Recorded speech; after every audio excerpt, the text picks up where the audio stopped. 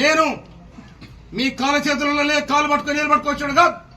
నేను కష్టజీవిని, తెలంగాణ పోరాట యోధుడు. నేను తిండి లేక తిప్పలేక తెలంగాణ సోనియా గాంధీ ఇచ్చింది కాబట్టే ఇలా హీరోలమైన, లేకపోతే అంత జీరోలే.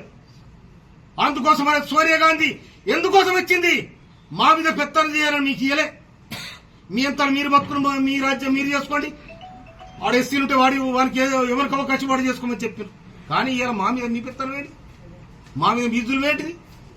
మండలపాడు నేను 9 మంది మండల పార్టీ అధ్యక్షుల అభిప్రాయం తీసుకొని ప్రకటించిన నిన్ను ఆపిదాము నీకెక్కడిది? ఎవరిచ్చి నీకు అధికారం?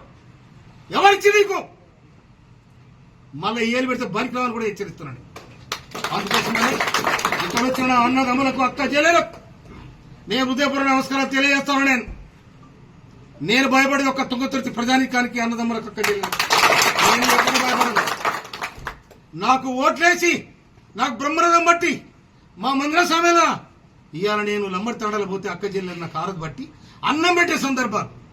నేను బాడీలో పోతుంటే అరే సామేళన పోతున్నా అని చెప్పి నాకు చందాలు ఇచ్చిన అక్క చెల్లెలు వాళ్ళు ఇచ్చిన పైసలు దాచిపెట్టుకోరు. నేను కనుక ఈ విధంగా ఆచరించిన ప్రజానికానికి నేను భయపడతా, వాళ్ళకు పాదమందని చెప్తాను. కానీ ఎవడో వచ్చి ఎల్లయ్య తోక ఒప్పితే నేను భయపడే ప్రసక్తి లేదు.